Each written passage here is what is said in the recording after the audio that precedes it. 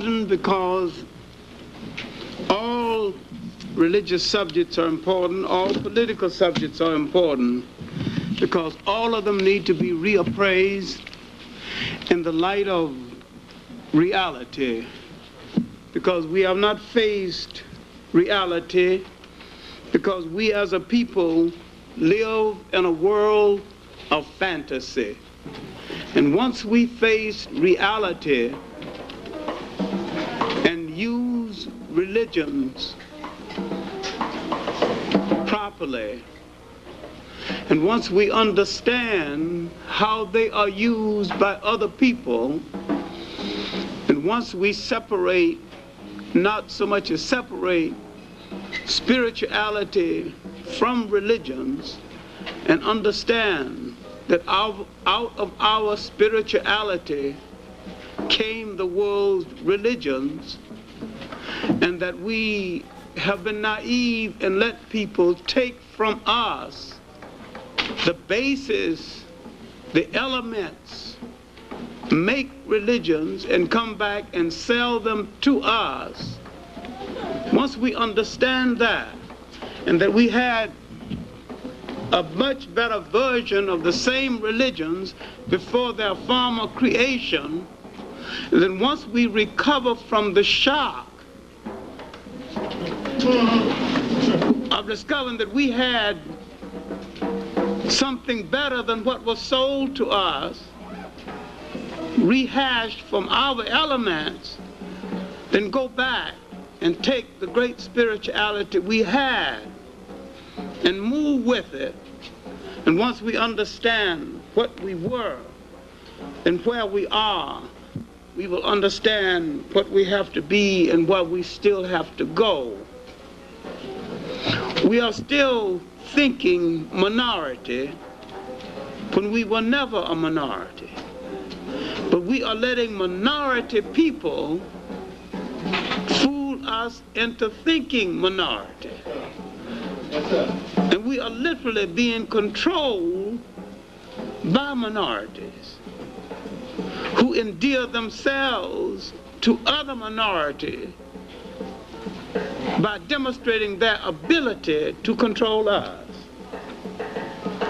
And they control us by manipulating images through politics, religion, in the mass media. All right, the subject admittedly is dangerous. As religion is a delicate and dangerous subject, and it's even more delicate and dangerous when you're talking to people of African descent. Because where religion is concerned, we are a purist people. We are the true believers. We out-pope the Pope and out-Muhammad Muhammad.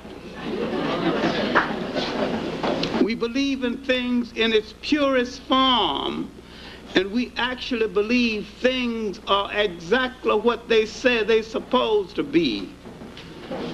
We have a humanity that actually makes us believe that people believe in democracy, and the inventors of it don't believe in it.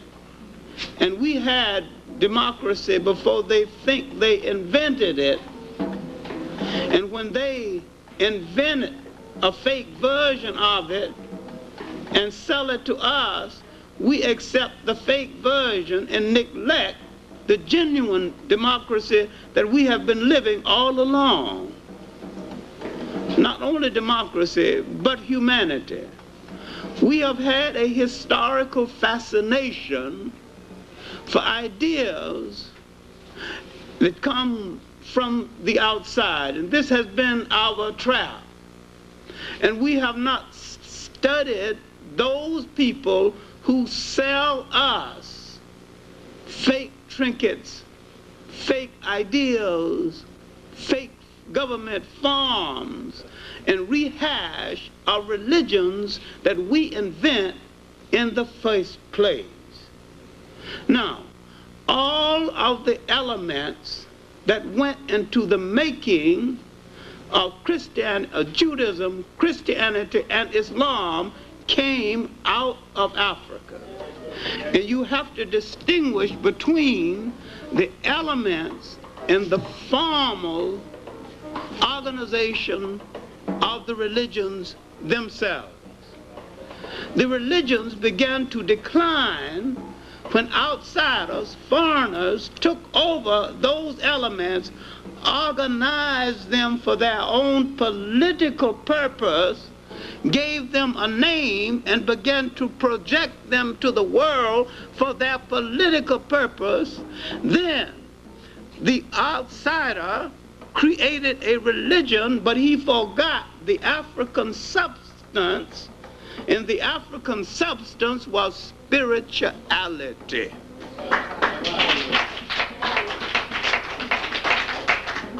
Because if you have spirituality, you can use any one of them or none of them. Because the African spirituality encompassed the essence of all of them. The white man has religion, but he has no spirituality. Then you must study and understand the difference between Islam and Arabism, something which is difficult for black people to understand. The Arab did to Islam what the white man did to Christianity. He subtracted the spirituality and made it a political instrument for his opportunism. But when it came over to the African accepted the spiritual aspect of it and forgot that to the Arab it was then and still is a political game, and that the spiritual aspect left him very early, and that he was then and is now playing a game, and that the spiritual aspect never touched him. And if you listen with me with some kind of patience, I will show you exactly what I mean, because if you see that it was the African who used this religion spiritually, and it was the Arab who used it politically. It is the African who still uses it spiritually, and it is the Arab who still uses it politically. If you look at the present-day Sudan, where the Arab have declared war on African cultures, and he not only while he has declared war on African cultures, he's eating bacon, drinking scotch, and patronizing European whores. That's right. He is as holy as a dog. And yet, you can go to Egypt and order scotch, bacon, or anything you want from the West, including a Western woman, and you can go to an African country that is Muslim, and if you order scotch, you might be put in jail. I am saying that Senegal, a Muslim African country, is more Muslim in its practice of the faith than Saudi Arabia. And you have African countries, because Africans in general believe in the spirituality of the religion, and while the Arabs practice the political aspect of the religion, devoid of spirituality. And it is the African side of Islam that has used it for spirituality. It was the African side of Islam and the African side of Islam alone that has used it as a rallying cry for social reform and revolutionary change. Now, in a speech at the African Poetry Theater a few weeks ago, I asked the audience, could anybody name one Arab who used Islam as a rallying cry for revolutionary change? A Senegalese student rose up and said, Gaddafi, which proved he don't know good what Gaddafi is doing. Gaddafi is an Islamic zealot who is trying to use Islam to start a new form of Islamic and Arab imperialism. He's doing a few good things to disguise his con game. Otherwise, why would he be in Chad and Niger? He's looking for minerals, he's looking for resources, and he's backing those African countries that he can Islamize. Then why would he build a mosque in Ghana? And when Ghana wanted some money for a sewage system, he would refuse.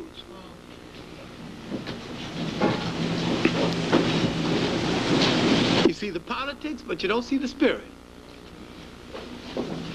Now, there's some things he's done that I can admire. I've been in Libya 3 times, and I've talked to him twice. He has a country 2/3 desert. It's almost self-sustained in food.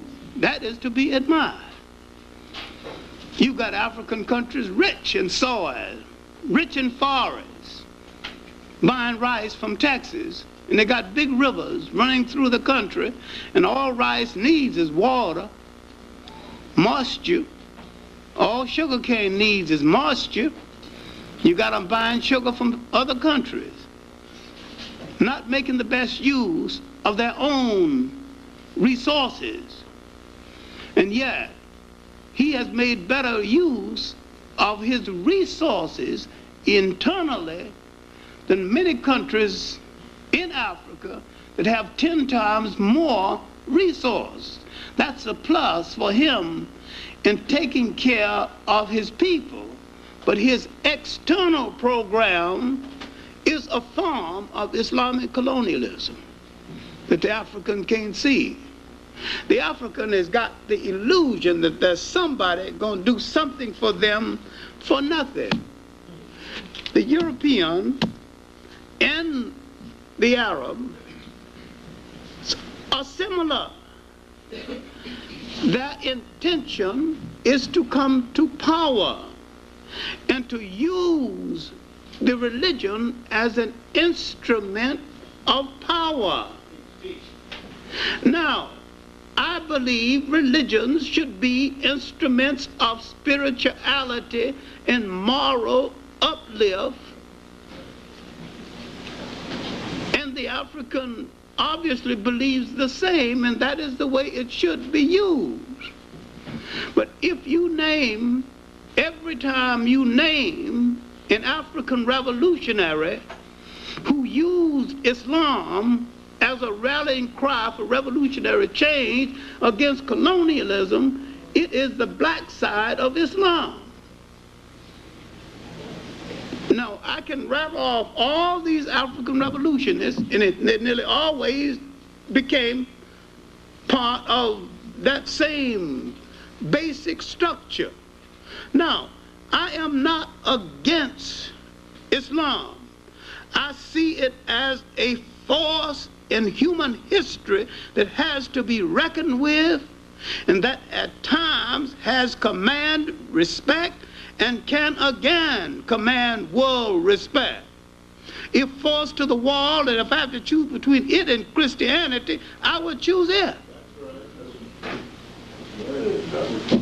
I am that disgruntled about Christianity I'm that disgruntled about it because I think both of them have failed their mission to mankind, and there is no excuse for them failing in their mission to mankind. I don't excuse either one of them, as I don't excuse the United States or Russia for failing their promise to mankind. I think they're both two thugs. I'm not equating Christianity and Islam with Russia and the United States. I am saying that these are world forces that made promises, and that these two thugs who met in an icebox recently to reflect their temperament and their character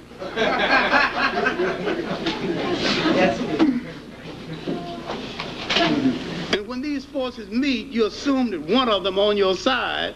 You quite forget that when they meet, they are arguing about which one of them going to rule over you. All right, now, let me stick to my notes because I've got more notes than I've got time anyway. Now, my point is that we were robbed of our original religions so long ago, we have forgotten what those religions were.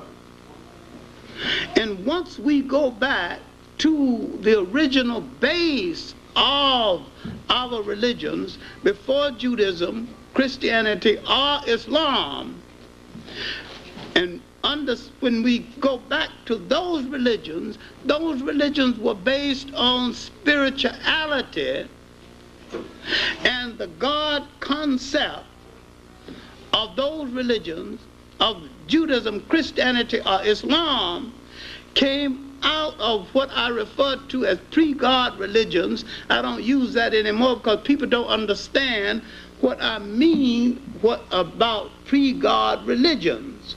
They're so accustomed to the word God, they cannot understand that there was a time when man thought of a force in the universe presiding over the universe, and while he meant God, he did not use the word God, and man had more spirituality before he consistently used the word God. He used the God force and the God concept without using the word. He meant the same thing, and ultimately Western man interpreted that as meaning the same thing.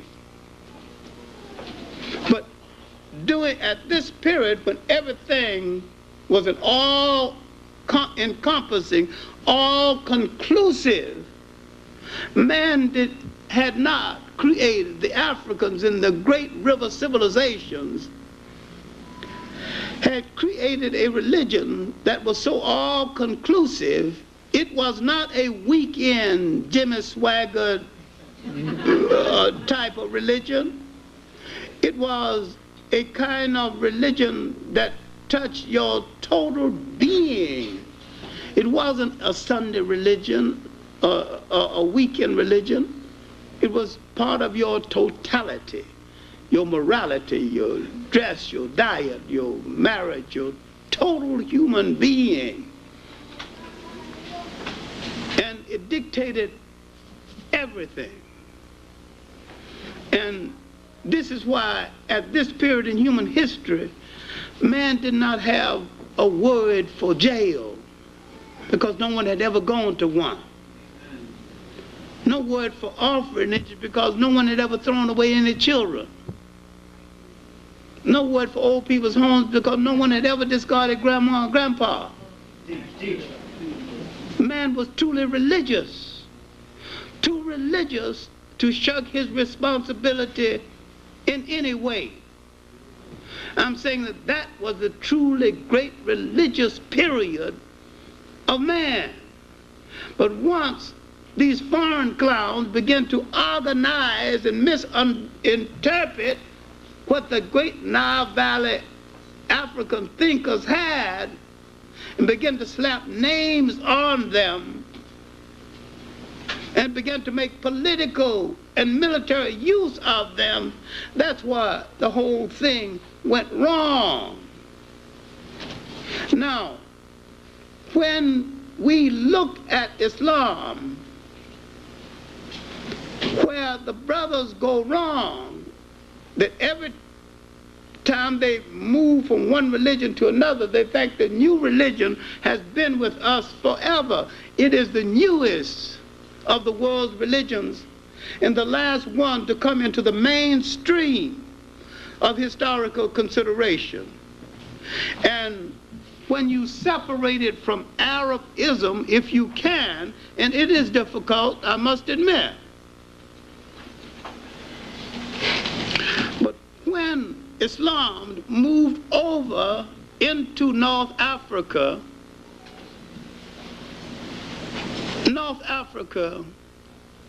Northeast Africa was a fallen land.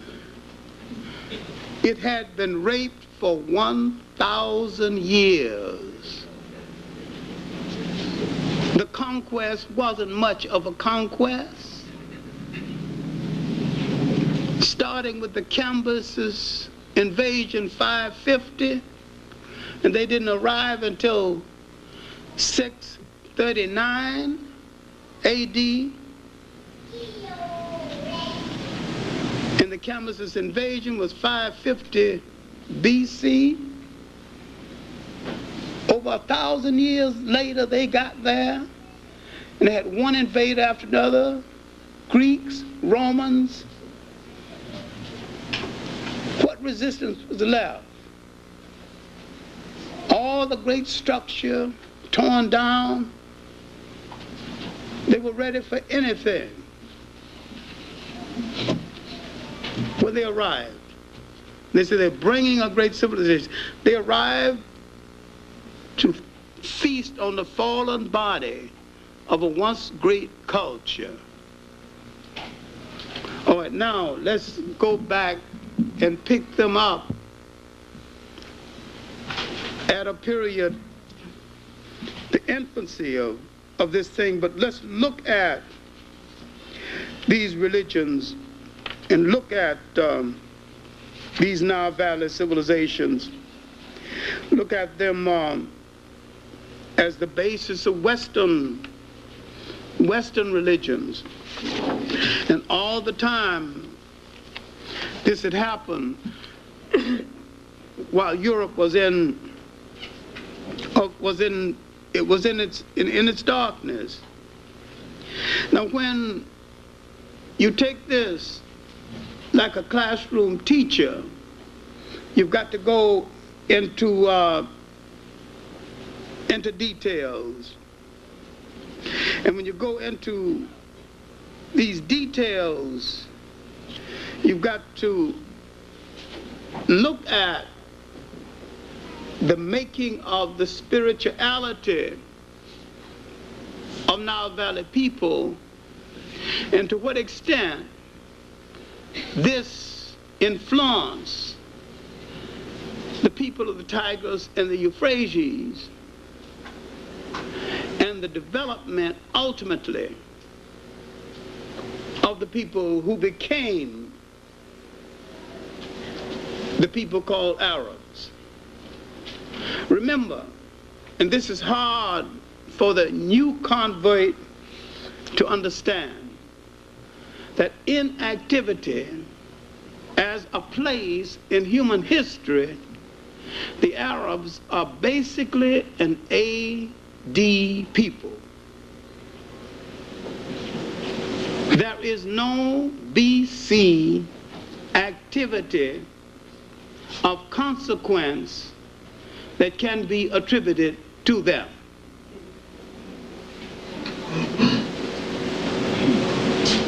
Now, if you want to build a religion around them that has been there forever, and if you want to say, as some brothers have said, God created the first Muslim, his name was Adam, I don't know what you're talking about.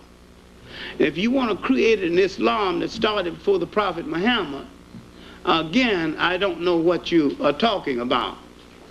But if you want to say that the elements, the sentiment, the basic social thought that went into the making of the religion existed in Africa before Christ, I can understand what you're talking about. But if you're going to say the religion existed before Christ, I don't know what you're going to talk about. I don't know what you're talking about. Then if you say that Islam is the black man's natural religion, I don't know what you're talking about. But if you say spirituality, the spirituality that went into the making of all three of these religions is the natural spiritual inheritance of the black man, I know what you're talking about. So you have to define your semantics, and you got to define your terminology before I understand what you're talking about. But you cannot say that he had a religion way back there called Islam, because Islam didn't exist way back there. Islam came into existence around the 7th century A.D. And that's what we're going to deal with. Just for your information.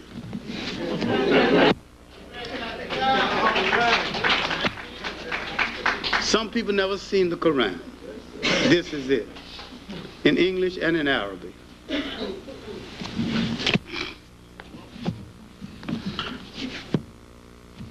This is a short history of Muhammad and the early caliphs and the early heroes of Islam. This is a book all black Muslims should have read, called Christianity, Islam, and the Negro Race by Edmund Vilmont Blyden. I have 2 shelves of books dealing with Islam, Arabs, and their history alone. 2 shelves. And I read practically everything and every word in every book. I grew up a Baptist Sunday school teacher.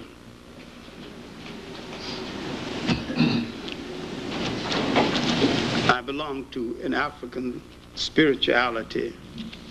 I respect all religions when they practice what they preach.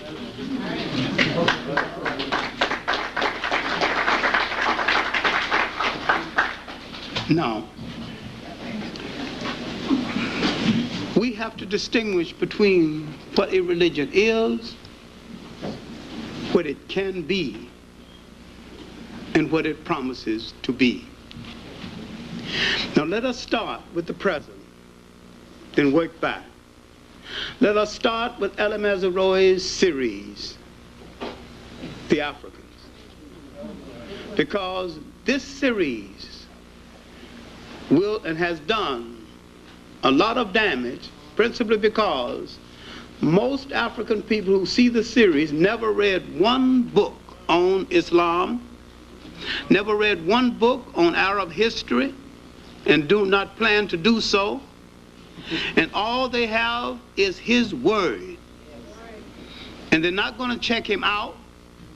He tells you a few good things about Africa, then he is running strictly an Arab Islamic game, and he is running it well. It is a con game. And it is not about African history at all, because he is not telling you African history. He is telling you basically a few tidbits of African history in order to get his Arab Islamic point across, and he is getting it across exceptionally well. And that is what he set out to do.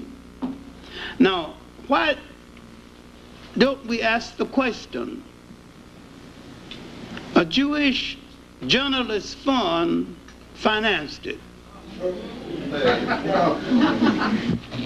Why haven't we asked, who is Ella Mazzaroi? Half African, half Arab. Another question we have to ask: what is the role of the bastards of history? And he's a bastard. The bastards of history under pressure nearly always take sides with their father's side of the family that is in power. Father was an Arab. He is more Arab than the Arabs. He's black when he wants to be black, when it's his convenience.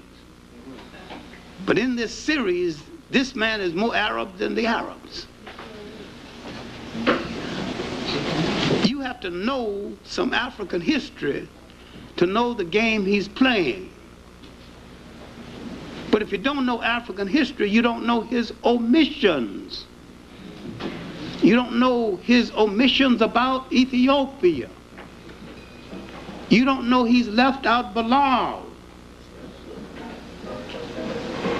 He left out Zayd bin Harith. If you don't know anything about the Ethiopian period of Islam, when Ethiopia saved Islam, then when he leave it out, you don't know it because you didn't know that there was a period when Ethiopia saved Islam.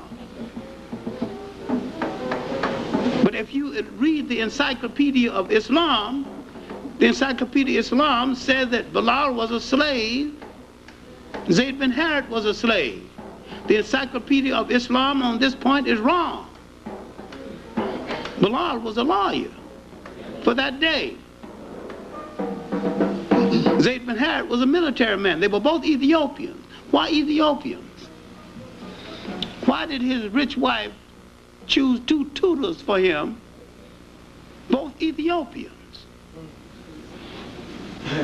Now you got to look at Ethiopian history. Why the fascination for Ethiopia? When the Prophet was born, half of Arabia was an Ethiopian colony. But if you haven't studied black imperialism, you don't know this. There was a time when Africans ruled nations and dominated nations. Well, you never read Baldwin's Prehistoric Nations or Drusilla Dungy Houston's work, recently reissued, on the wonderful world of the Cushite Ethiopians.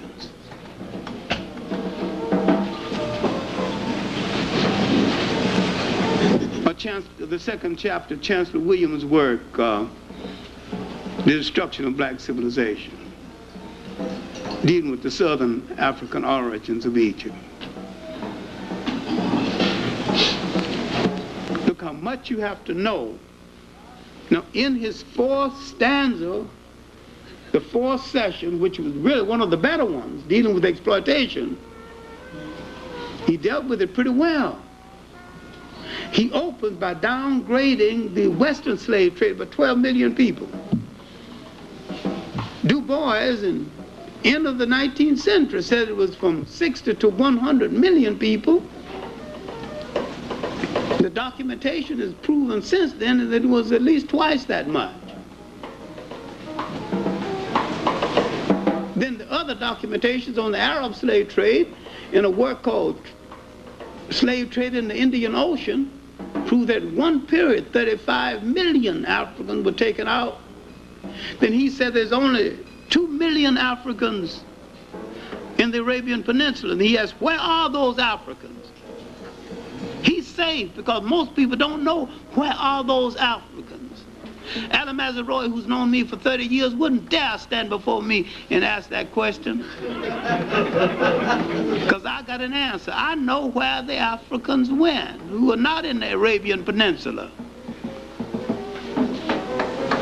A lot of them went to India to perform the armies for the Maharajas. A lot of them went to Asia, different parts of Asia. Some went to China. And when the Portuguese came around to East Africa, the Arabs formed a partnership with the Portuguese. And the Portuguese and the Arabs got together, the Omani Arabs, and Alan Mazeroy is an Omani Arab. The Omani Arabs established Zanzibar and made Zanzibar the largest slave trading force in the world. And if you look at the magnolia trees at Zanzibar, each tree represents an African who made the mistake of looking at one of the harem women of the Arabs, because if an African looked at one of the harem women, they'd cut his head off and they'd bury his body, and they would plant a magnolia tree over his body. Every magnolia tree at Zanzibar represented an African who made the horrible mistake of looking at one of those women. If you look at Basil Davison's work, A History of East Africa, look in the index and look at the word Mazaroi. You'll find some information on his family. Now, he wouldn't ask me any question, what happened to those Africans? If there's only 2 million in the Arabian Peninsula now. See, he's whitewashing the Arab side of the slave trade. Now, when the meeting was called by UNESCO on slave trade in the Indian Ocean, they invited 50 Arab scholars. Not one showed up. They don't want to deal with it. And the African who is a Muslim don't want to deal with it. And those who are Muslim in this country don't even know about it and don't want to be told about it.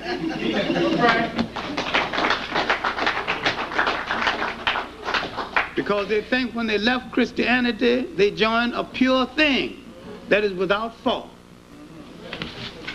I'm not saying leave it.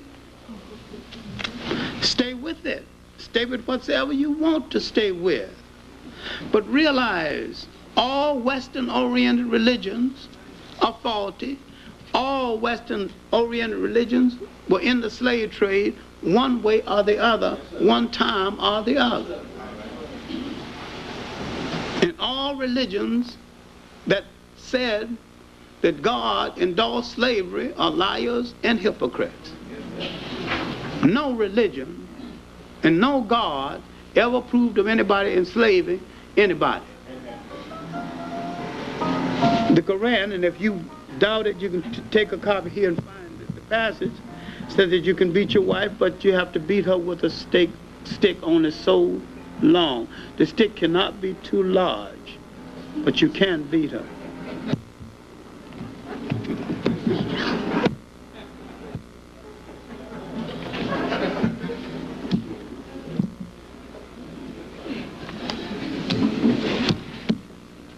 Now, when you go back to the laws of Hammurabi, 2000 BC, from Babylonia, now you can see the origin of some of this.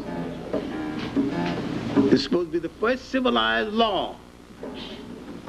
Hammurabi said that slavery is a good thing, and it's all right to have a slave, but you got to have some humanity about it. You've got to give him a day off.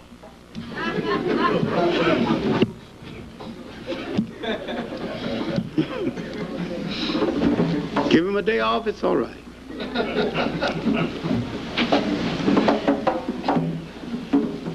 We need to read more of other people's history and more of our history. And if we had read more history, we might understand the damage that the series is doing, and understand also that he is playing the role of a con man. Con man gives you through a few flattering things to get you into the trap before he robs you and makes the robbery looks palatable to you until you wake up and realize that you have been had. I don't know where he's going the rest of the series. I don't even know where he's going tonight. And this series will get more exposure than any educational series ever. It's on tonight, it'll be on Sunday, and it's on cable sometime during the week. So if you miss it tonight, don't worry, it'll be on Sunday. Why it's getting all this exposure? Somebody wants this message out there.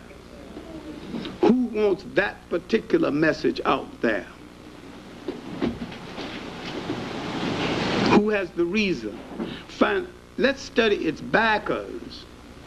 Why the National Endowment for the Arts, an American, your money was behind it. That's only $650,000. It cost about $5 million. The rest came from the Annenberg Trust. What's their interest in backing an Arab commentator? He wrote the commentators. He wrote the book about it. And yet another series was put on by an Englishman, Basil Davison, 3 times better than that one, and more honest.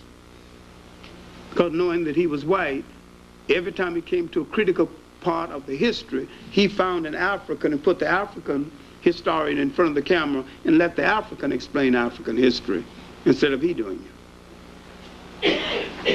And I'm saying that the Englishman did a better job because the Englishman let the African explain instead of explaining himself. But Ali Mazrui is doing all of the explaining. All right. This talk is not about Ali Mazrui, but you have to understand something of what is happening to you. This is an Islamic whitewash. I hope you understand that. And the sad fact is that most of you and most people who saw it will not understand that this is what it is. And it is for a larger reason. And that reason is going to come out more and more. Now let's look at Africa on the eve of the rise of Islam. Religions rise and are created and grow in a vacuum. A condition has to be created for religions to rise. What was the vacuum? How did it create? Who created it? What was the condition in Africa and Western Asia, called the Middle East, on the eve of the rise of Islam? If Islam rose in the 600s AD, what was happening in the 600s AD? The Roman Empire was falling apart. The Roman Empire had been falling apart militarily since 450 BC AD. 450 AD, a bunch of German thugs called Vandals moved down and hit the Roman Empire. Now, the Romans had propaganda out that the Roman was invincible militarily. And a lot of people believe this. It's just that the Vandals didn't read the propaganda and couldn't read anyway. And they did not know that if you hit a Roman, you're supposed to fall dead. And see, they just went and hit those Romans in such a way that the Romans never recovered. And they added a word to the language: vandalism. Destroy everything. They warred on men because they had a wife and children, because they're too stable. They resented everything.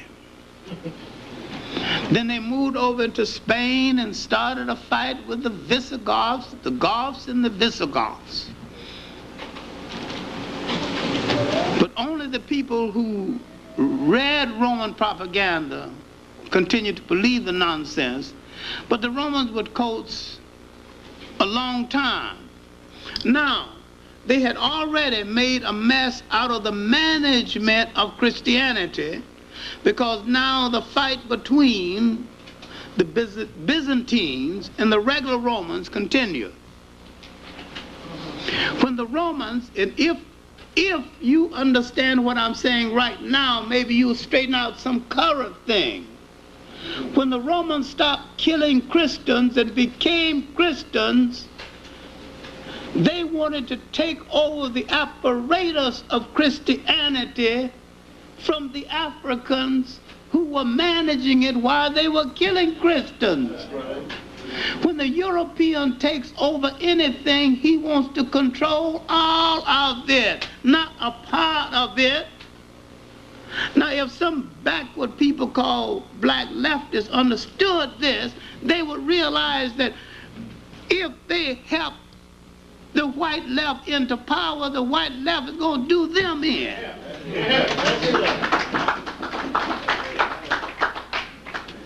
Now, I'm not less of a socialist because I'm saying this, but I'm more of an African nationalist and a Pan-Africanist because I'm saying this.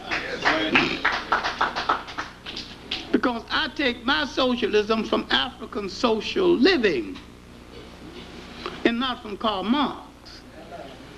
I take mine straight from the originators of it, who originated it before the first European wore a shoe or lived in a house that had a window. So I know there's nothing new about it. The Africans had it all along. So I go to the original instead of the carbon copies created in Europe. Now, there are a whole lot of Africans today who don't understand that. Now, my point is that once the Romans became Christians, they accepted as a political apparatus, but the spirituality of it eluded them completely. Where are they now in history? The conference at Nicaea has already occurred, several conferences. That's behind a few hundred years now or more. The Romans, out of their weakness, you must separate the political Roman Empire from the Holy Roman Empire. The political Roman Empire is dead. When the political Roman Empire started to weaken, they began to have African emperors, the most colorful being Septimius Severus, and one of the last being Clarke. And Septimius Severus is noted for he was also the governor of England, in addition to being governor, emperor of Rome. All right, he was from the political Holy Roman Empire. Political Roman Empire. Now, the Holy Roman Empire has had, at this point, 3 African popes. Tertullian being a noted one. There were 3. And Tertullian wouldn't be popular today because he's really one of the first to say, "Vanity, vanity, thy name is woman." So the holy sinner, the greatest writer of the church has had is behind us now. I mean, St. Augustine. St. Augustine, really, who gave the church its literature, also African, gave it its being, has lived and practically died by now. Bishop of Hippo. He has written far more than the world knows. People know about his City of God and his Confessions. But there was so much of his writing that has not come down to us that is available in texts and in, documents. But he has lived and practically died by this point. At this point. My main point is that the African contribution to the church has been made. And Augustine looks back at what these Europeans have done to Christianity. He said it makes him laugh, especially the conference at Nicaea. These people don't understand Christianity. Now, the fight between Byzantium and roam over the dominance of the church, has literally wrecked the church. And this mismanagement and disenchantment now would cause a camel boy. Now, because you can't read, that doesn't mean you have no wisdom. Most of the people of that period couldn't read. That don't mean they're stupid. To begin to talk to other camel boys. And finally, he began to rise up in his profession, and his uncle began to give him a little leadway. He was working for his uncle, in the trades, the caravan trades between the masters, and and he finally marries a rich widow. This rich widow secures for him 2 Ethiopian tutors that the Encyclopedia of Islam mistakenly called slaves. They're not slaves. And Zayd bin Harith and Bilal. Bilal is the prophet's first convert. And Zayd bin Harith is listed as the third. I'm at a loss to find out who was the second of the African converts. All right. Oh, now, this is the condition. The corruption of Christianity has reached a point where, failing to find reform, to get reform, he began to send letters to the different heads of state asking them to accept the new faith. And some of them laugh at it. Some of them tear up the letter. The Emperor of China takes it seriously. He doesn't say, oh, so what's the big deal? he erects a mosque. Says, all right. One more religion don't mean nothing to him. He erects a beautiful new mosque in China. Says, all right. I mean, it didn't seem to bother him. He'll accept it. He'll give it a chance. Anybody want to join it? Here's your mosque. Here's a mosque. Yeah. You make no fuss about it. A few accept it, a few didn't. And then he tell me either go to accept the faith or go to pick up your sword because I'm gonna fight you. Now, Bilal accompanies the prophet on his various missions. And he is looking for someone to call the faithful to prayer. Bilal becomes the first of the Muslim to call the faithful to prayer. And he has looked, and he didn't, among the people of Arabia, he don't want to use bells or, Then he comes home one evening. Bilal is his steward and his mace carrier and general all-around man. And he tells Bilal his problems. Then he asks Bilal to see if he can say the call to prayer. And he said, why have I been looking all over Arabia when you have the sweetest voice in all the land? Now Bilal becomes the one to call the faithful to prayer. And he makes out of it a great art form. And even today, if you go to Senegal and listen when the faithful are being called to prayer, the Africans do it, and it is a concert. It is a concert piece. Then go to an Arab country and listen. Almost like a bad bird singing off tone. They can't bring it off to this day. They can't bring off that song. The beauty of that song. There's no God but Allah. Allah is, It's repetitious. But it's the African who can take that repetition and infuse a spiritual beauty into it that you will not find in any other country, any other place in the world. Of course, in Libya, they just record an African voice and play it on record from the play. That they get it that way.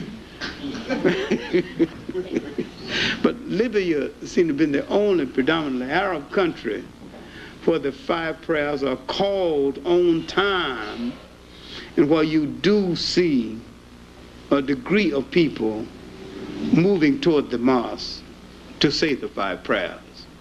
In most Arab countries, the traffic keeps on and nobody pays slight attention to it.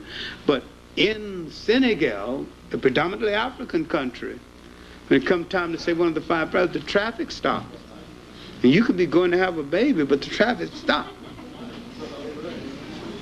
And my point is that whether I believe in it or not, it's just so beautiful to see so many black people doing something in unison. Right or wrong is of no significance. No significance. Just see them doing something together. It's a thing of joy. You notice one thing generally, the men and the women are closer together in African countries than in Arab countries. And inasmuch as the Prophet's first public act at a time when, because they are a desert people, when a woman had 2 girls, if the 3rd child was a girl, they either got rid of her or put her to death. Women protested this. He defended their right to keep the children.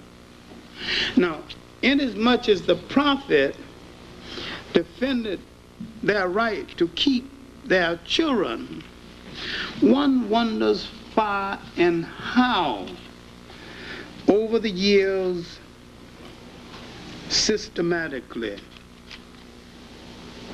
Islam became predominantly a male chauvinistic religion. Here you have to separate Islam from Arabism. Maybe it was something about the desert, and maybe it was the belief that a woman needed protection, but very few women rose to high position in the Arab side of the religion. And I can name one woman head of state in the black side of it who not only headed a state but rode in the head of her army and commanded her armies in the field. 1500s, that's Elmina of Nigeria in the state of Zara. I recently recommended that she be included among Budweiser's great queens of Africa. And I purposely supervised the writing of the copy in order to eliminate a whole lot of the misconceptions about her. And they are misconceptions and rumors. The rumor was, because she never married, is that she took a new lover each night, and if his performance wasn't adequate, she had him killed in the morning. There was no proof of this at all. And if that rumor got out, I guess half of the male population in the world might disappear. Even stars don't perform at their best every night.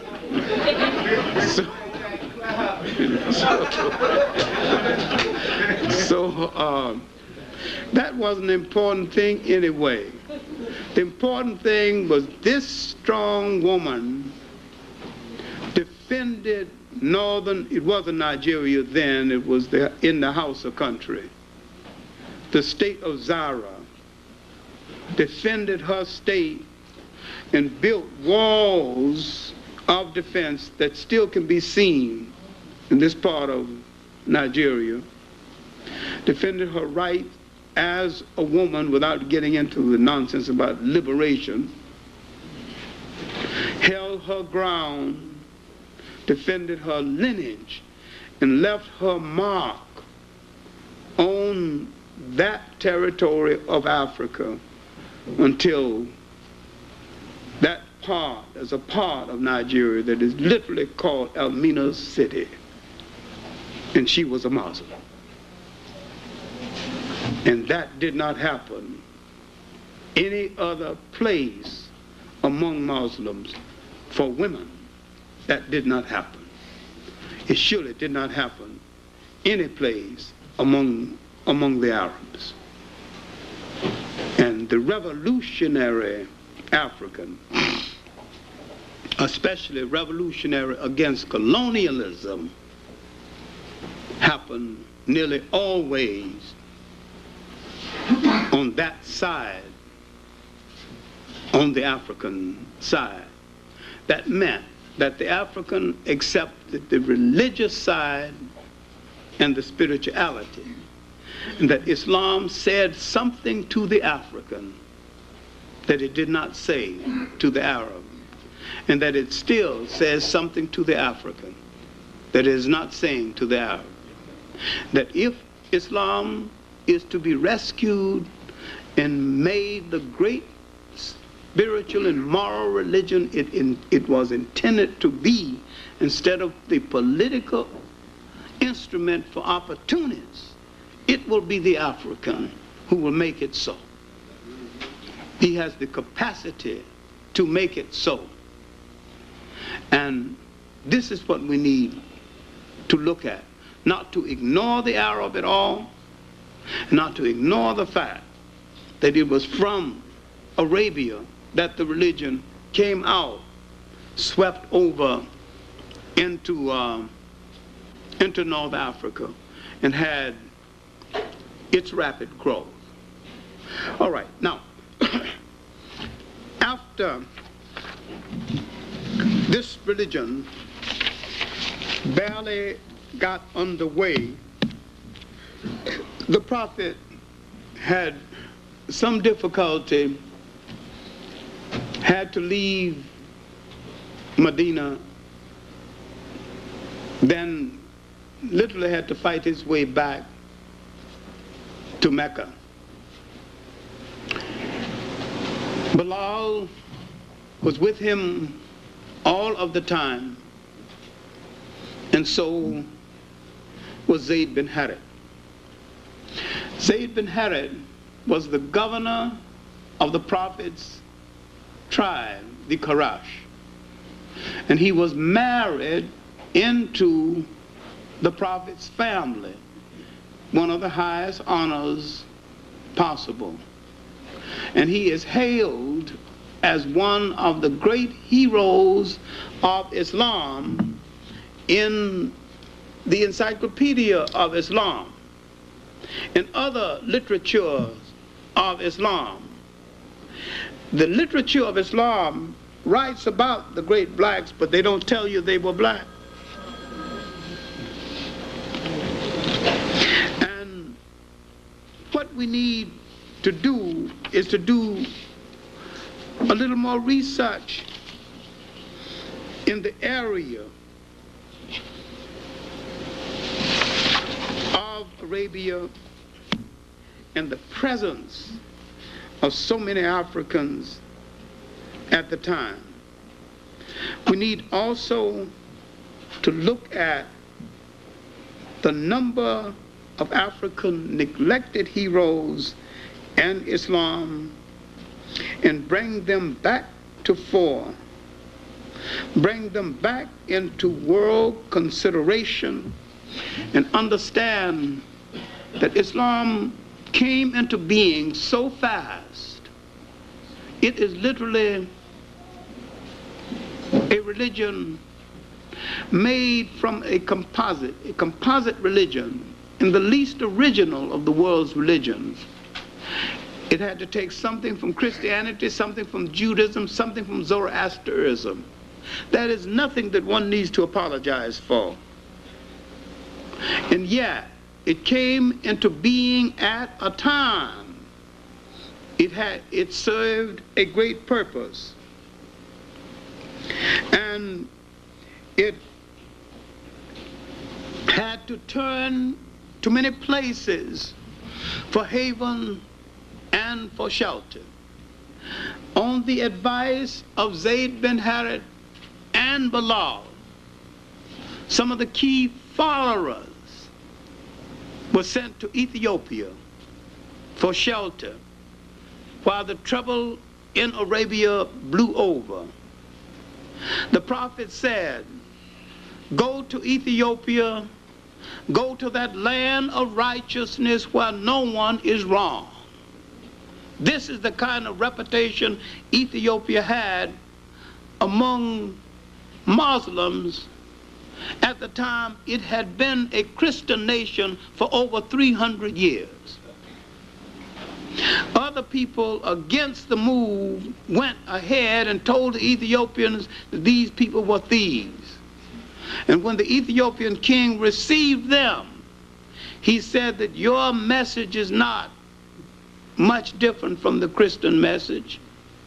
And he received them and sheltered them until the difficulty blew over and they went by and strengthened and got the faith well underway. Now, Bilal stayed with the prophet the rest of his life, and when the prophet was dying, he literally appointed Bilal as the next caliph, and he refused it. Now look what would have happened to the faith had Bilal became the next caliph after the prophet. It would have been a different religion altogether. But he refused the honor, but he did not call the prayers except 2 more times. After that, he called the prayers for Umar, the first caliph, and 1 time for a special meeting for the first caliph. And then he either went back to Ethiopia or he died. We know Zayd bin Harith died in a battle against the Byzantines. But these 2 Ethiopians had helped to lay the foundation and the strength for Islam. Islam now was ready to move out of Arabia over into North Africa, to move into the vacuum left by the confusion of the Romans and the mismanagement of Christianity. North Africa was in such a sad state that the people were ready to welcome almost anything with the wreckage left by the Romans. So there was very little resistance. In a little while, the Muslim armies had swept across most of northern Africa. A little resistance from the Berbers. These are relatives of the Arabs who had arrived much earlier. And this resistance didn't last too long. When this resistance died down, Islam swept into the Western Sudan and began to convert Africans. Now, Islam swept into the Western Sudan. Understand me now, if you can visualize a map of Africa. They went down into West Africa, not the coast, but inland away from the coast. That is called the Western Sudan, skirting the coast. And they converted a group of Africans these Africans became purists. So much purists that these Africans, after 50 years or so, came back into Morocco and told those who converted them, you are not properly observing the faith. I'm purer than you are. Now you have to understand this, because Western Africa, the Western Sudan and Western Africans were converted by Islamized blacks. East Africa was converted by Arabs. Islamized blacks knew what part of African culture to leave intact in spite of Islam. You can see the difference to this day. And East Africa, converted by the Arabs, who had no respect for African culture then or now, they destroyed a lot of African culture. They married African women, and after 50 years they had produced enough black-looking Arabs, and ultimately they would use them to go inland where the Arabs were not permitted to go and start the East African slave trade. Over 600 years before the European slave trade. And the Arab is the only aspect, a branch of Islam to use Islam as an aspect of slavery. Now the Africans who converted those in Western Sudan left the matrilineal system intact, meaning the lineage coming down through the female remained intact in Western Africa, while in Eastern Africa, the Arab installed the patrilineal system, meaning the inheritance comes through the oldest son, and the lineage comes down through the male side of the family. It has wrecked the culture to this very day. It has confused the culture to this very day. Now, when they arrived in Egypt, they arrived at a culture that had been raped by foreigners for 1,000 years. They had no respect for it or understanding of it then. They have no respect for it or understanding for it now. The Arab traditionally has no respect for non-Arabic culture, and practically none for African culture in other parts of Africa. And this is the basic drawback and the basic difference between Arabs spreading Islam and Africans spreading Islam. African Islam is basically different from Arab Islam. Arab Islam is a form of Arab supremacy and condescension. Just like white Christianity is a form of white condescension. They think they're doing you a favor to let you in their church. The church becomes their private property, just like the Arabs think they're doing you a favor when you come into one of the mosques. And if you go to Mecca and see the discrimination against colors, different colors, you will find that out, is that even in Mecca, there is color discrimination. And they'll look you straight in the eye and deny the whole thing. All right, now, they're in Egypt, but out of the Western Sudan would come a great general, Tarak Ben Zad, or Jabral Tarak. He would discover a weakness in Spain, fighting the Goths and the Visigoths, and the Vandals fighting among themselves.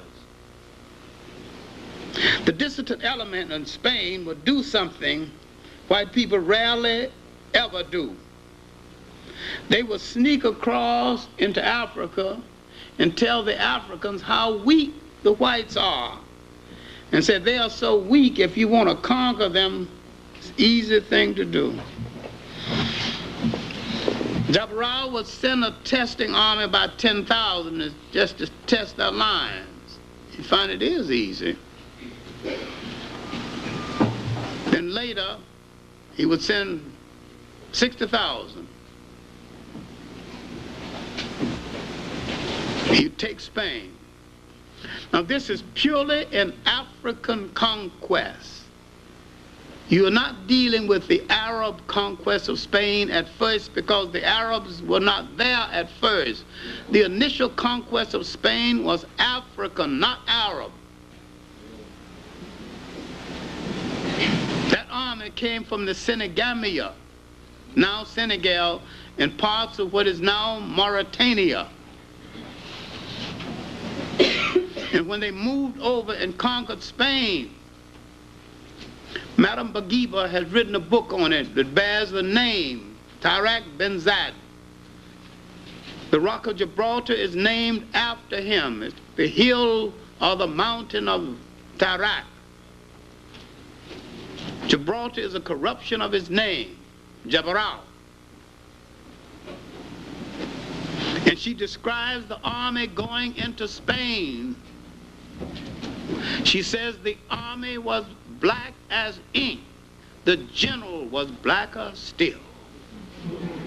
Meaning the general was the only one riding a white horse.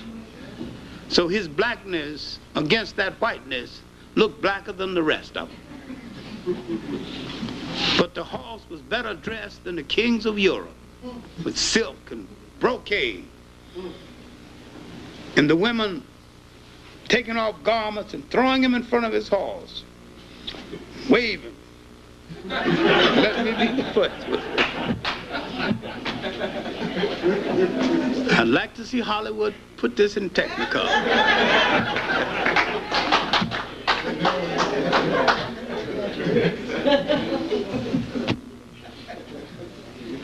Militarily, the Africans took over Spain, and militarily, the Africans held Spain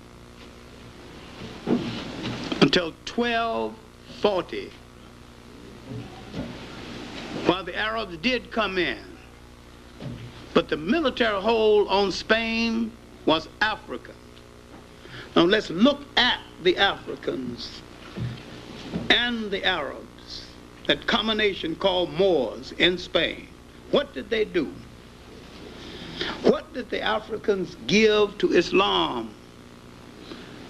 Why do you find a toleration between Christians and Arab, Christians and Muslims in Spain that never existed before ever? It is the African spirituality. They coexisted with the Catholic Church side by side. They worked out a humane agreement. No mass killing. They built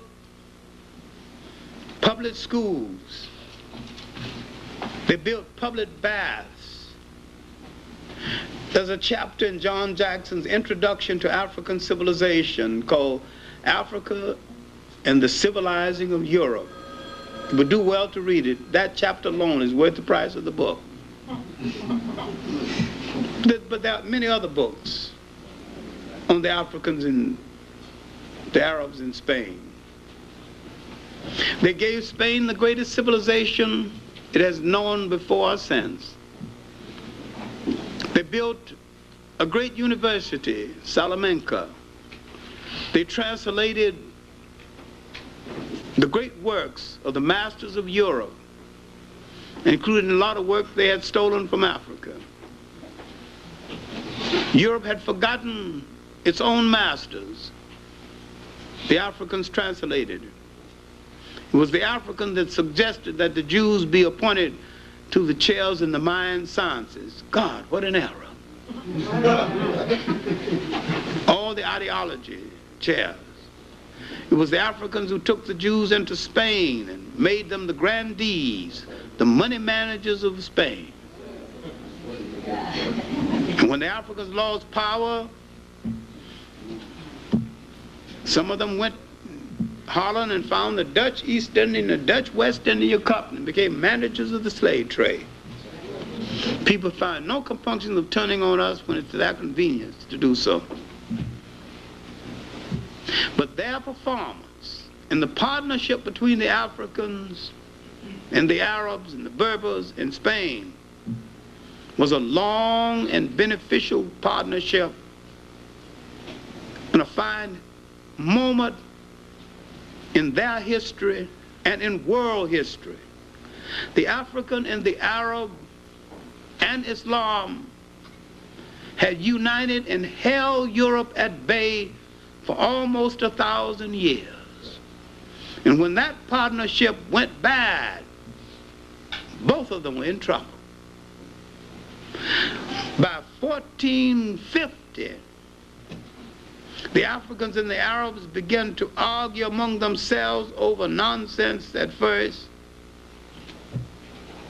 But 1240, the Portuguese had broken away from the Africans, but Spain was still under their domination. Then half of Spain, by 1455, had broken away, the Castilian part. And now they had colonial aspiration of their own. And they went to the Pope to discuss the matter. He was the leading authority of the world where Europe is concerned. Now they wanted a piece of the world. They wanted to start dividing up the world among themselves. And the Pope told them, you are both authorized to reduce to servitude all infidel people. In other words, you need not feel guilty about the slave trade that had already started along the coast of West Africa. The fact that there were great independent states inside of Africa is something I'll talk about later on. My main point here is that Islam had swept down into the Western Sudan. That a lot of people say the great states of Ghana, Mali, and Songhai were Muslim states. Ghana was never a Muslim state. In fact, Ghana was destroyed by Muslims. By Abu Bakr of the Susus. When he pulled his army out of Ghana to help his co-religionists in Spain, he died.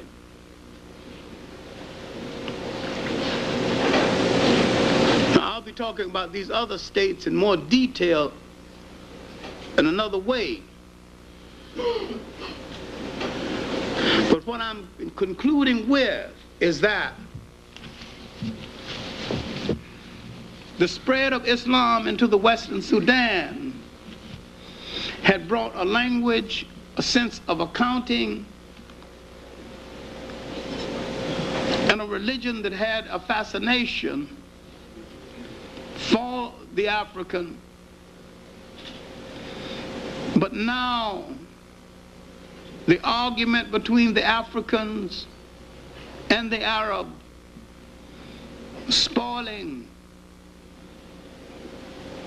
the performance they had, that almost 1,000-year performance that had been good not only for them but good for mankind. They had given North Africa some stability, and they had given the Western Sudan some stability. It came 1492, and the least significant event would be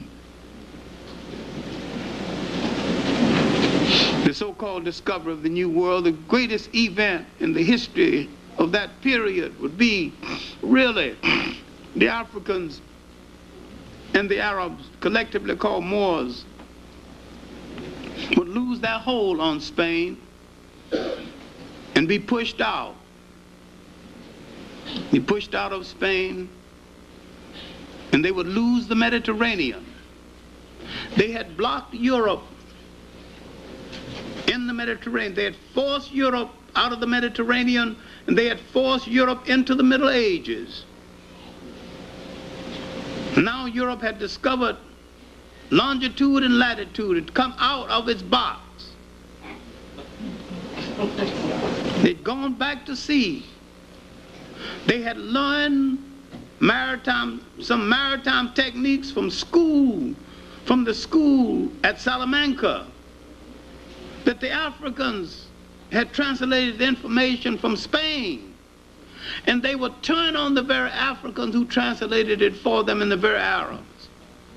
The fight between the Africans and the Arabs would facilitate the rise of Europe. Except had the Africans and the Arabs got together at this point in history, fighting over various interpretations of Islam, they could have stopped Europe and stopped the slave trade, but instead of stopping the slave trade, the Arabs went into the slave trade, disgraced Islam, disgraced themselves, and left the African without protection, something which we should never forgive. Right.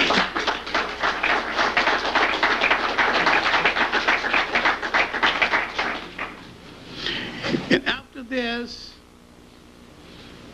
the Africans, mixed Africans, Berbers, and Arabs in Morocco, sore heads, turned inward on Africa to rob the nations to the south.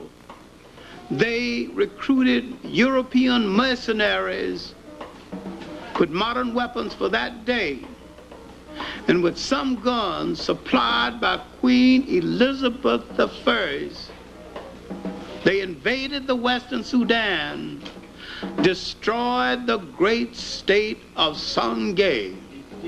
In the long night that was to last 500 years had started, and the good that Islam had done was being spoiled. Now you had Muslim against Muslim facilitating the spread of the slave trade inland.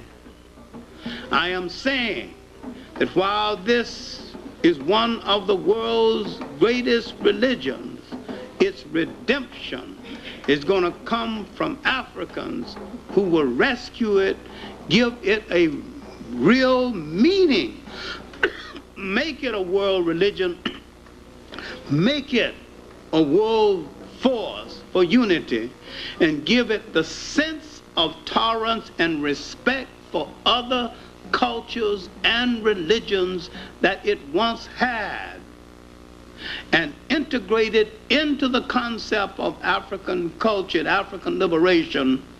Either do this or throw it into the ash can of history. Thank you.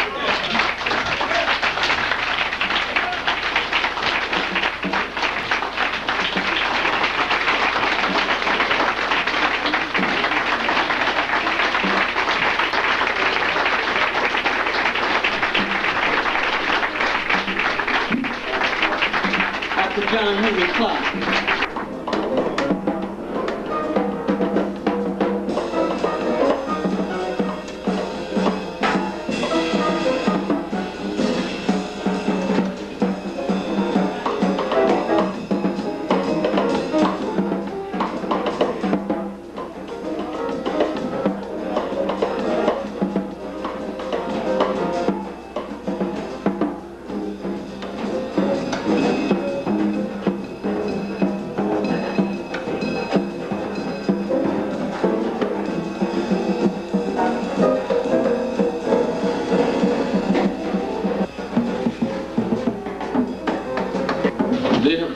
To establish these clinics in which to dispense prescriptions and to supply birth control devices to kids. Now, I have spoken to various people in the Board of Education department. I was there only today. And I sat down with this guy who's the director of public education or something like that. And I asked him to explain the policy, the reasons why, and so forth. And we sat down there for about half an hour. And this man could not give me a rational explanation of it. I mean, he is in charge of the program. and he did not even understand it, and he confessed as much. So it seems to me that what we got here is very clearly an attempt to deal with a very serious issue in a very cosmetic way. And what we're seeing in New York City are cosmetic ways of dealing with problems. Our leaders have no clue as to the solution of problems. Their way of dealing with the drug problem is to have a senator dress up like a drug addict or something like that and buy some stuff in the Upper West Side. The police commissioner's way of dealing is to transfer our cops once every 5 years. Their way of dealing with education of black children is to distribute birth control devices. So these people have seriously run out of ideas. They are intellectually bankrupt. Now, what we're going to do is this. We intend to do something about the problem, because it has nothing to do with the high teenage pregnancy rate of black children. Because it's true that the teenage pregnancy rate is high, but giving them condoms is not going to solve that problem. And we intend to bring a lawsuit, against the Board of Education on several grounds. First of all, that this policy that they're implementing is not very clear and precise. It violates their own standards. And secondly, and more important, that it is a violation of the rights of blacks. It has a discriminatory impact on black folks, since all of the clinics are located in black and Hispanic areas. If it was a great program, don't you think that it would have been in Canarsie and some of those places? When they start locating them just in black areas, I think it's a very good idea that it's not all that great as it's touted to be. So we intend to stop this, this type of action by bringing a lawsuit against them. And it's not only intended to just stop this practice, but intended to force them to come up with serious solutions to the problem of black kids in the community. Because we are convinced that they have no clue as to this solution. And the only thing that is going to force them to do it is to stop this practice and let them seriously rethink about the problems of homelessness, crack, drugs, teenage pregnancies, and so forth. So ladies and gentlemen, we're going to ask each and every one of you, if you can, to be there next Tuesday. Next Wednesday, I'm sorry, at 6 o'clock at the public discussion, when each and every one of you can make a contribution. Because they feel that we have a way of just kind of talking, bad talking, hey man, we don't like this and that. But when it comes to the real showdown, they say that they don't see too many of us there. So let us make our presence felt. It affects us, okay? It affects your kids. And make your presence felt at that Board of Education by being there next Wednesday at 6 p.m. Exactly. 110 Livingston Street. It's on the first floor. First floor, 110 Livingston Street. And just to reiterate and to bring some of you up to date, I don't know if it was mentioned, how well it was mentioned, but are we all aware of Mr. Mickens' situation over at Boys and Girls High? All right, he's the principal over at Boys and Girls High. And a few days ago, he was walking down the hallway and he saw some of the young brothers with condoms blowing them up like balloons. And so he asked them, so where'd you get that from? They said, well, we got it from the health clinic. So he went to the health clinic and he said, you know, to stop distributing any more contraceptives until they can discern this program and evaluate it and find out what it's all about. And Robert Wagner, who's the president of the Board of Education, said he's going to make Frank Mickens an example by punishing him. Now, how they're going to do that, they have not explained yet, but they have targeted the brother. And what we want to do, part of what we want to do, is to say to the Board of Education, you're not going to touch this brother. All right? You're not going to let him touch this brother, because he also stated that one of the reasons why he was doing that was because the parents in his particular school were on his side, and they were encouraging him to take a stand, and that he was going to meet the needs of his constituency. So we have a brother who is courageous, a brother who is responsive to the people that he is accountable to. And we don't have too many of those type of brothers and sisters around. And when we find a brother like that, a diamond amongst us like that, we need to give him.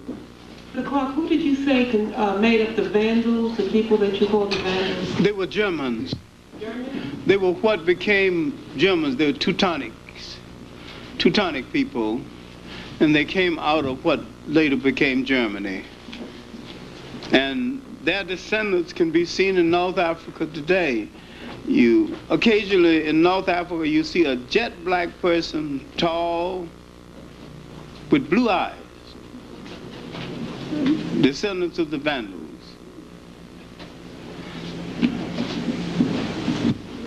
Exactly who are the Arabs and where did they come from? They came from the Arabian Peninsula. The Arabs are really a mixture of people.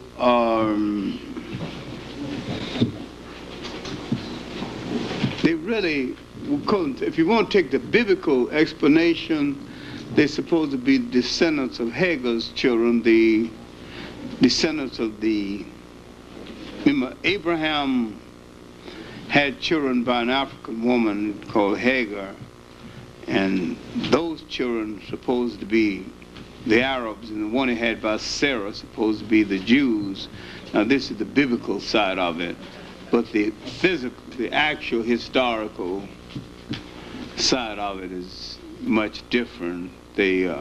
People came out of Western Asia. They're really a mixture of people, and they run the extreme from black to blonde there. To be accurate, they're really a bastardized people.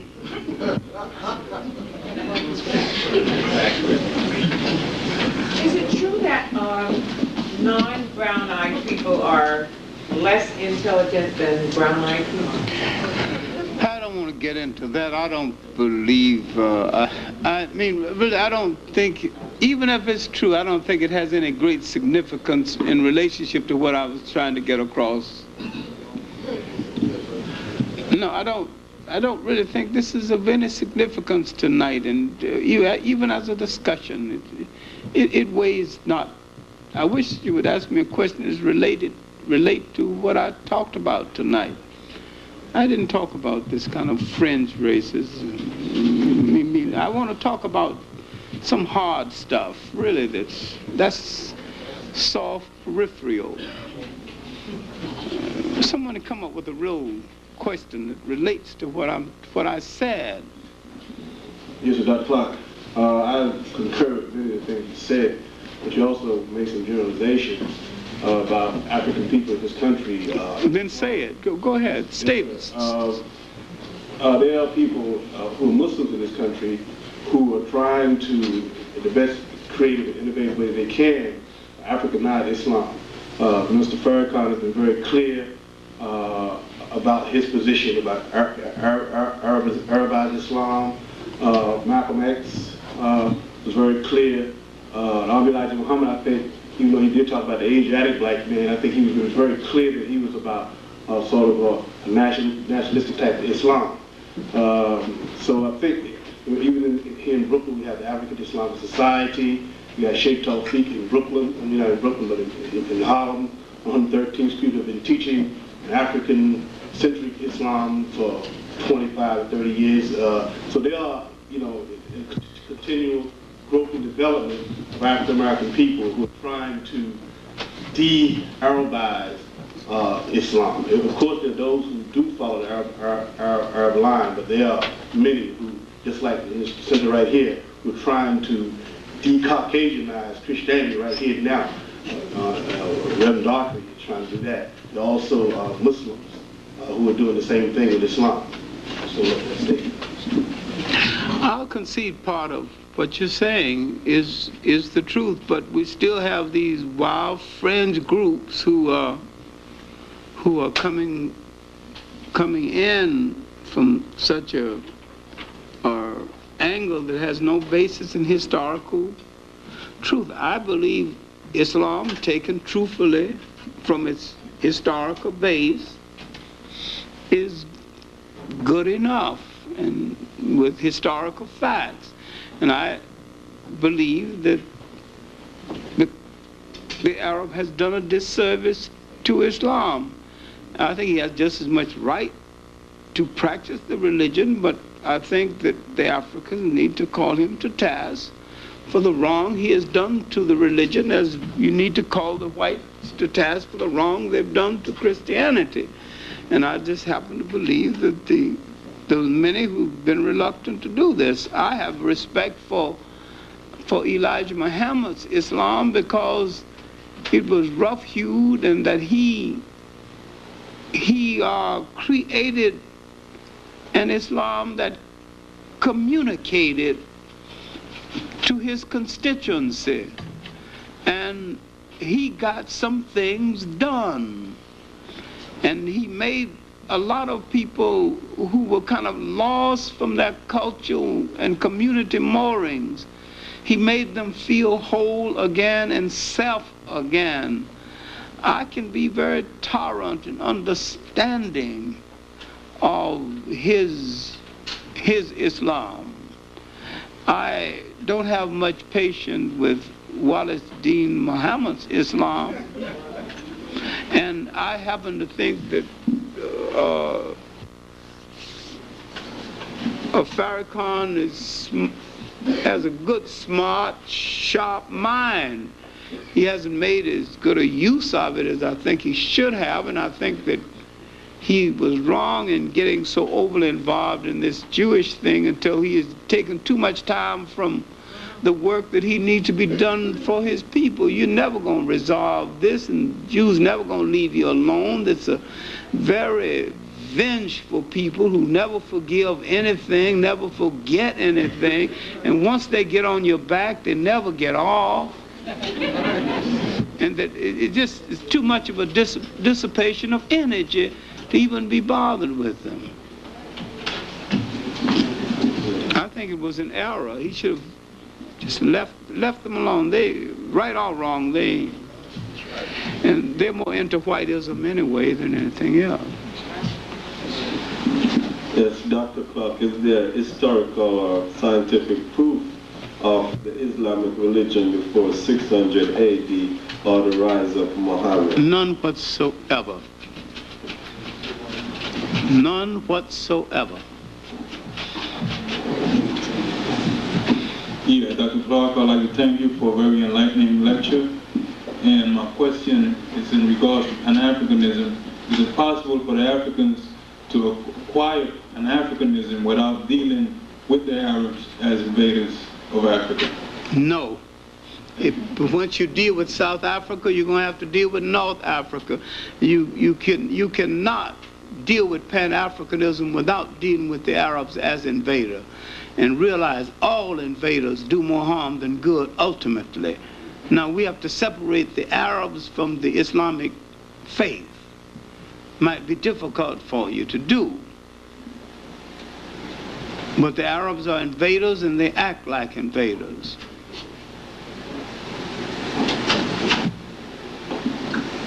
Okay, I want to...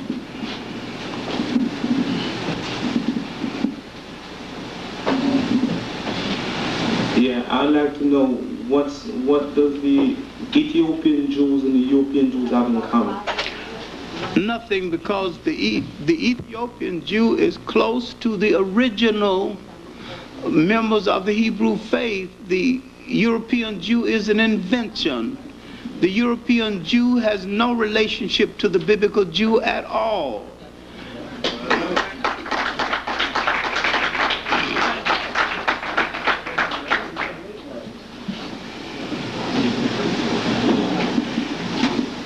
Dr. Clarke, thanks for a fantastic lecture, and just some support on my second trip to Mecca to make the Hajj during a period when I was an imam over a particular Islamic community in the city. Back in '76, I got there at a historic time in history. In '76, the Nigerian National Guard and a Nigerian Boy Scout was in Jeddah. And the reason for being there was because of the anti-African riots that took place in 1975 on the part of the Arabs. And most African states came under the flag of Nigeria at that point, so that the Nigerians had taken the position that they would protect the African Muslim against the Arab Muslim racism and atrocities. When I left Mecca in '76, I left the mosque completely and decided that I would throw my lot more deeply in Africa. But that said, just in support that we must clearly separate Arabism from Islam. And I like the way you put that, because the three so-called Western religions are nothing but innovations on aspects of African spirituality, and we have to deal with that. I would like to ask a question, though, since I can't even pronounce his name, Mazure, talked about, and I picked it up immediately, and having studied Islam for as long as I did and lived in it, what he was doing. But when he talked about the missing Africans, he said, where are they? You know, very few people know, and if you can elaborate some on the word Zanji, you know, they write about us in their history and they use words other than words we are familiar with. And there's some literature around the rebellion of the Zanj. And could you tell us some about the enslavement of the African and the saltpeter mines of the Persian Gulf and that region by the hundreds of thousands, and some of the rebellions that took place, like the one under Muhammad Ahmed that almost toppled the Umayyad and the Abbasid Empire? But the Arab has a trait that the European has. He is pathologically reluctant to do his own physical labor. And when El-Mazrui asked the question, where are these Africans? He failed to realize a large number of them are dead. A large number of them were sent to Asia. And a large number of them dissipated their energy elsewhere. And a large number of them didn't go to the Arabian Gulf. A large number of them went into the Portuguese slave trade, where the Arabs sold them to the Portuguese and was shipped to the New World in that form of slave trade. And another form of the Arab slave trade is forgotten, is the Arab trade from North Africa into the Western Sudan. And some of these were the first Africans to be sent to the New World. And the enslavement of the African in the Mediterranean. But the Africans have always been the ones recruited to do the difficult labor of the Arabs. And large part of the shipping of the Arabs' dhows, the Arab shipping between Asia and the East Coast were African sailors. I mean, a lot of Africans died in that slave. There was almost the slave sailors, and because of the brutal treatment, a lot of Africans died in that. You know, we can answer the question about what happened to these Africans, and El-Mazrui can answer these questions also if he cared to. Hotep, Dr. Clarke. Hotep. Glad to see you in good health. Thank you. I was curious. I'd like you to elaborate on how did Bilal become to follow Muhammad after he was one of the teachers of Muhammad? All right. Now, the brothers resent having anybody say that Muhammad was taught by anybody.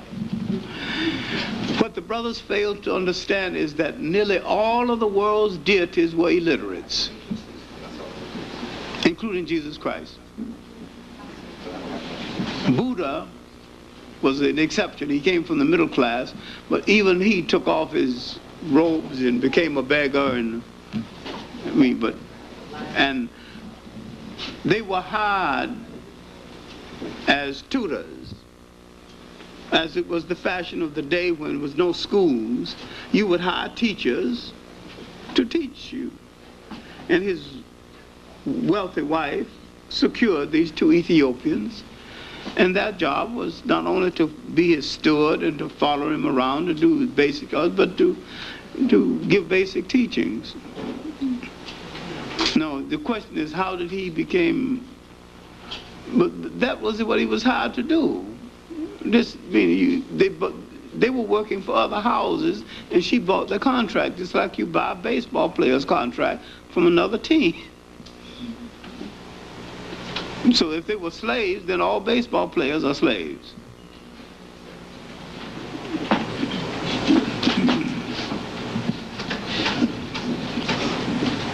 Greetings, Dr.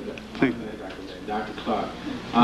There's a little problem coming up in my mind when it comes to dealing with the Africans, especially when he had a show talking on the conflicts and the colonial conflicts in Africa, and he gave this say inclination that the Arabs and the African Muslims in South Africa is going to have a devastated effect upon the freedom of the people of South Africa. Now, from your point of view, in a sense where you actually show that certain money for the Africans, right, are coming from so-called white and Jewish connections. I was wondering if South Africa does get in a very good political point of view, in the sense that the people will become free, how will the relationship with the Jews and the Arabs in South Africa, but not dealing with the whole situation in the Middle East, but in South Africa, become an effect? Could it be situation in South Africa with the Jews and Arabs reflect a similar situation like in Morocco with the Jews and Arabs in power? I'm just curious from your point of view. I would not be surprised, and hold your hat for this one, to ultimately see the Jews and the Arabs in the same political bed against the Africans. Now that you see the Americans and the Russians in the same political bed against the Africans. So the argument between the Russians and the United States is really who's going to control the Africans. And they may divide the control. I think Samuel Michel was killed by agreement. And I think both of them agreed to it.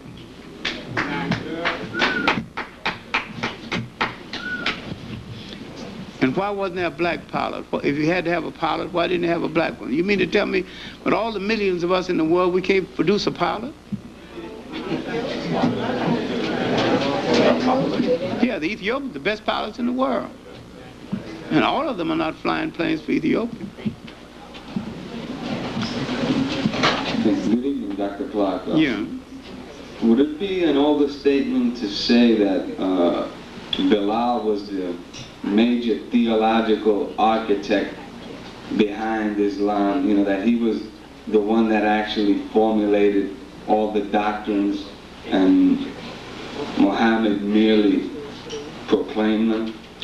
I wouldn't say all, but I would say he was one of the great influences behind the formation of Islam. I wouldn't say all.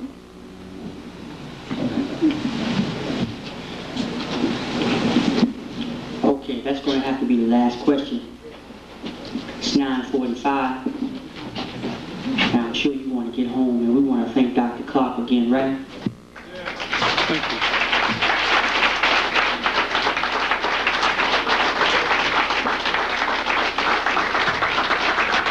Thank you. Now, for those of you that want to continue to hear him, he will be back here again next week, Thursday.